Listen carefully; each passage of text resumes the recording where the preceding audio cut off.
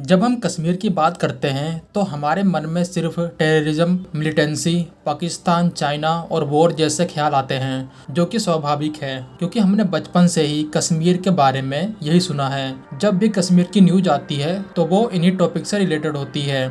बहुत से एक्सपर्ट का मानना है कश्मीर की ये इमेज चेंज हो सकती है अगर सरकार कुछ बड़े कदम उठाए, और उनमें से एक कदम है कनेक्टिविटी और इंफ्रास्ट्रक्चर, जिसके बारे में हम बात करेंगे। कश्मीर की कनेक्टिविटी रेस्ट ऑफ इंडिया से ये इंडिया का ड्रीम रहा है आज़ादी के टाइम से, लेकिन ये इतना आसान नहीं रहा है। पिछले 50 सालों में हमने कई बार प्लान बनाए, कई बार उन प्लान को ड्रॉप किया क्योंकि श्रीनगर को हाईवे या फिर रेलवे लाइन से कनेक्ट करने के लिए हमें दुनिया के कुछ बड़े जियोग्राफिकल चुनौतियों का सामना करना पड़ता है, खास करके रेलवे के लिए। और हमारे पास वो तकनीक और उतना पैसा नहीं था जिससे हम ये काम कर पाते। बट फाइनली जो हमारा नेशनल ड्रीम है वो पूरा होने वाला है 2023 को। ये प्रोजेक्ट कितना बड़ा है और इसकी क्या इंपॉर्टेंस है, ये कैसे कश्मीर की इकोनॉमी को चेंज करेगा, इसके बारे में हम आगे जानेंगे।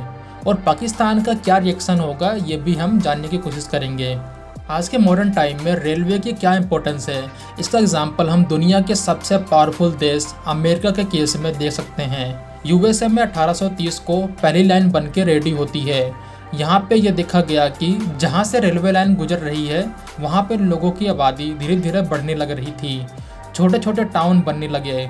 रेलवे से लोगों को आसानी हो गई थी एक जगह से दूसरे जगह पे ट्रैवल करना। जैसे जैसे अमेरिका में रेलवे का नेटवर्क बढ़ने लगा वैसे वैसे अमेरिका की इकोनॉमी ग्रो करने लगी। अब लोगों के पास ऑप्शन था कि वो अच्छी अपॉर्चुनिटी के लिए किसी और स्थान, किसी और शहर में जा सकते हैं आसानी से। अगर कोई ट्रेडर है तो उसके लिए भी ये आसान हो गया था। एक दूसरे राज्यों के बीच ट्रेड बढ़ने लगा और देखते ही देखते यूएसए की इकोनॉमी दुनिया के सबसे तेज ग्रो करने वाली इकोनॉमी में से एक बन गई। यूएसए की तरक्की में जो रेलवे का योगदान रहा है उस पर एक लंबी वीडियो बन सकती है। इससे आपको एक अंदाजा हो गया होगा कि रेलवे की क्या इंपॉर्टेंस है, या फिर आप आज के टाइम में बोल सकते हैं कि कनेक्टिविटी की क्या इंपॉर्टेंस है, क्योंकि आज के टाइम सिर्फ रेलवे लाइन नहीं बल्कि हाईवेज, अच्छे रोड्स भी उतना ही इंपॉर्टेंस रखते हैं। लेकिन जो रोल रेलवे का है उसको आज भी कोई और रिप्लेस नहीं कर सकता। रेलवे से इंडिया के उन छोटे छोटे शहरों की, गांवों की किस्मत बदली है जो पहले उतना कनेक्टेड नहीं थे। रेलवे लोगों के लिए पहला ऑप्शन है जो दूसरे राज्यों और शहरों में रोजगार के लिए जाते हैं। अगर हम कश्मीर की बात करें तो कश्मीर की इकोनॉमी मेनली टूरिज्म पे डिपेंड करती है, लेकिन हम ये भूल जाते हैं कि कश्मीर में टूरिज्म के अलावा और भी बहुत कुछ है। कश्मीर के हैंडमेड सामान की ऑल ओवर इंडिया में डिमांड है। कश्मीरी शॉल भी फेमस है, Kashmiri saffron, Kashmiri Apple, Kashmiri dry fruit, ये वो सारे आइटम्स हैं जिनकी डिमांड इंडिया में रहती है। लेकिन कश्मीर अनलकी रहा है क्योंकि 100 करोड़ की मार्केट में कश्मीर के ये प्रोडक्ट उतना इम्पैक्ट नहीं डाल पाए जितना डालना चाहिए था। इसके दो मेन कारण हो सकते हैं। पहला हो सकता है कि कश्मीर के इन लोकल कारोबारियों को उतना सपोर्ट नहीं मिला गवर्नमेंट से जितना मिलना चाहिए था, और दूसरा कोई बेहतर कनेक्टिविटी नहीं मिली। लेकिन जब से 370 को हटाया गया है सरकार की कोशिश जारी है कश्मीर में चेंज लाने की। शायद इसका जो असर है वो हमें आज नहीं कुछ सालों के बाद दिखे, बट जो अभी चेंजेस होंगे उन बदलाव का असर तभी होगा जब कश्मीर रेस्ट ऑफ इंडिया से प्रॉपर रेलवे लाइन से जुड़ेगा। जम्मू बारामूला रेल लाइन कोई मामूली प्रोजेक्ट नहीं है, ये दुनिया का सबसे चैलेंजिंग रेलवे प्रोजेक्ट है। इस टाइप का चैलेंजिंग प्रोजेक्ट शायद ही दुनिया के किसी और देश ने बनाया होगा। इंडिया में चाइना की बात होती है कि कैसे ये लोग इतने बड़े बड़े इंफ्रास्ट्रक्चर प्रोजेक्ट बनाते हैं, लेकिन जो मुश्किल भारत के इंजीनियरों को फेस करनी पड़ रही है वो शायद ही चाइना के किसी प्रोजेक्ट को फेस करना पड़ा होगा। इस प्रोजेक्ट की शुरुआत होती है जम्मू से और एंड होता है बारामूला में। इस प्रोजेक्ट को 4 हिस्सों में डिवाइड किया गया है। पहला हिस्सा है जम्मू टू उधमपुर 53 किलोमीटर का, दूसरा हिस्सा है उधमपुर से कटरा 25 किलोमीटर का, तीसरा हिस्सा है कटरा से बनिहाल 111 किलोमीटर का, और चौथा हिस्सा है बनिहाल श्रीनगर बारामूला लाइन जिसकी लंबाई 135 किलोमीटर की है।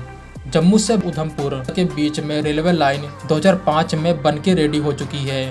दूसरा हिस्सा जो उधमपुर से कटरा के बीच में है उसको 2014 में ओपन कर दिया गया है। जो चौथा हिस्सा है बनिहाल श्रीनगर बारामूला रेल लाइन उसको 2013 में ओपन कर दिया गया था। ये तीनों हिस्से अपने आप में चैलेंजिंग थे, लेकिन इस पूरे रूट का जो सबसे चैलेंजिंग हिस्सा है वो है कटरा बनिहाल रेल लाइन। इस 111 किलोमीटर के सेक्शन में 35 टनल्स और 37 ब्रिजेस का निर्माण किया जा रहा है, जो कि आप सोच के देखिए यह सेक्शन कितना चैलेंजिंग है। ये पूरा इलाका ऊंचे ऊंचे पहाड़, गहरी खाइयों से भरा है। कश्मीर के पहाड़ हिमालयन रेंज का हिस्सा है और हिमालयन माउंटेन दुनिया के सबसे नए पहाड़ माने जाते हैं। दुनिया के किसी भी माउंटेन रेंज के मुकाबले यहाँ की मिट्टी बहुत कमज़ोर है, यानी भूस्खलन का खतरा बहुत ज़्यादा है।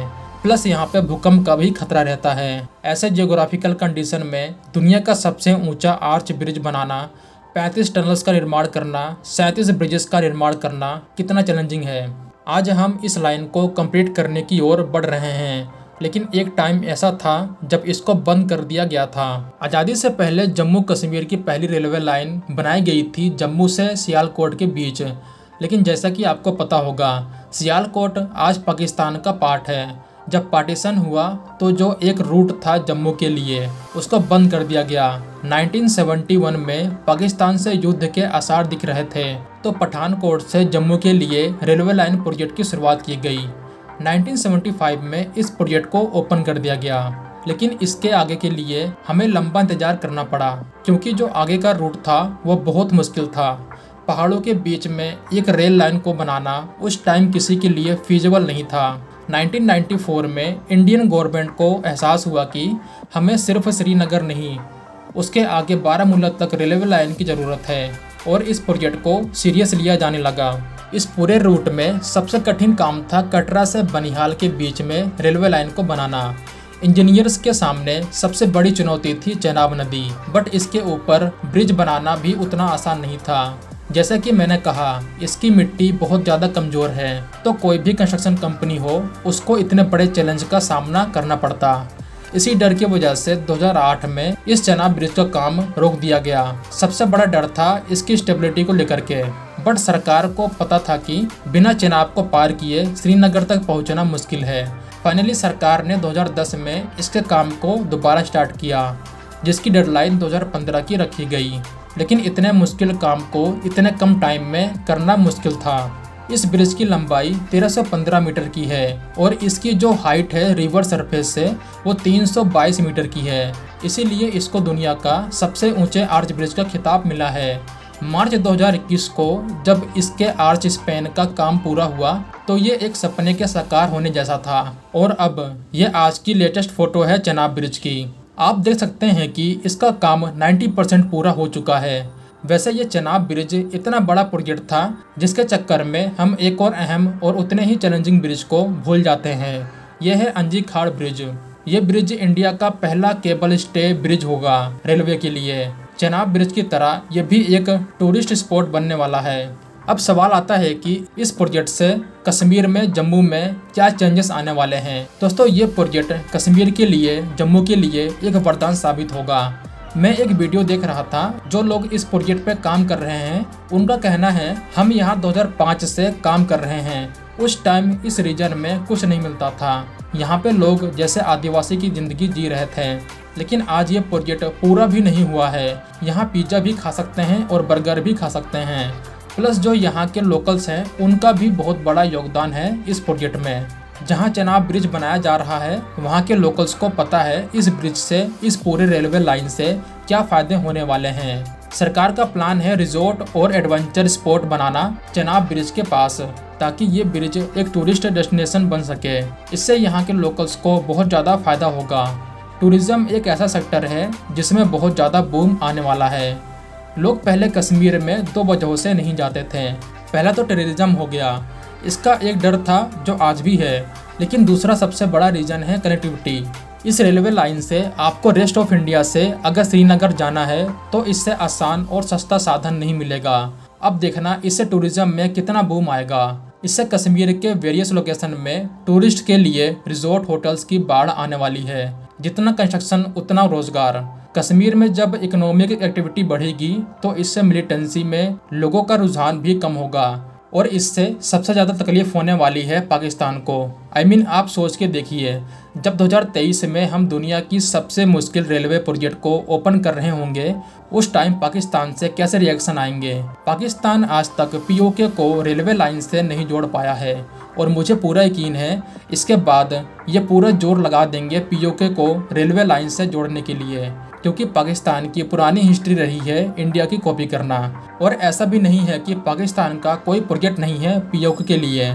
इंडिया की तरह पाकिस्तान का भी बहुत पुराना प्रोजेक्ट है। आज के टाइम में इंडिया का ड्रीम प्रोजेक्ट कंप्लीट होने वाला है और पाकिस्तान का प्रोजेक्ट ऑन पेपर है। मैं आपको एक इंटरेस्टिंग चीज़ दिखाता हूँ। ये पाकिस्तान के पीओके रेलवे का विकिपीडिया पेज है। ये देखिए, ये यहाँ से शुरू होता है और यहाँ पे ख़त्म, बस इतना ही। अब देखिए जम्मू बारामूला रेलवे लाइन का विकिपीडिया पेज, ये देखिए कितना फ़र्क है दोनों में। खैर, जो पाकिस्तान के हालात चल रहे हैं उससे मुझे नहीं लगता कि अभी नियर फ्यूचर में ये पाकिस्तान के लिए पॉसिबल होगा। और मैं अपने इंडियन दोस्तों से यही कहना चाहूँगा कि पाकिस्तान की तरफ ज़्यादा ध्यान देने की ज़रूरत नहीं है, हमें अपने पे फोकस करना है। सरकार तो अपना काम कर रही है, अब हमारी रिस्पॉन्सिबिलिटी बनती है कि कश्मीरी लोगों को यह फील न करवाए कि तुम इंडिया का हिस्सा नहीं हो, क्योंकि जो कश्मीरी यूथ है पाकिस्तान उनको इसीलिए ब्रेन वॉश कर पाता है, यही कहकर कि तुम्हें अलग समझा जाता है। क्योंकि मेरा मानना है नफ़रत बांटने से नफ़रत बढ़ती है और प्यार बांटने से प्यार। बस इसी के साथ वीडियो एंड करता हूँ। जय हिंद दोस्तों।